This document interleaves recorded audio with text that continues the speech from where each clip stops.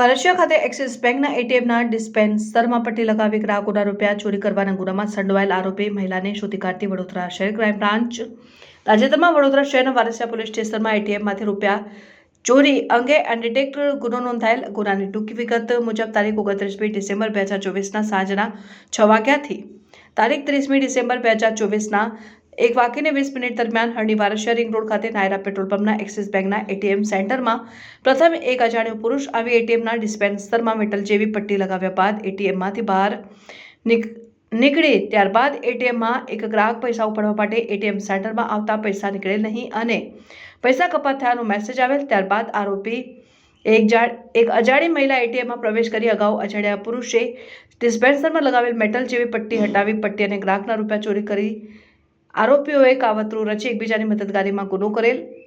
ઉપરોક્ત એટીએમ સંબંધિત અનડિટેક્ટ ગુનો હોય.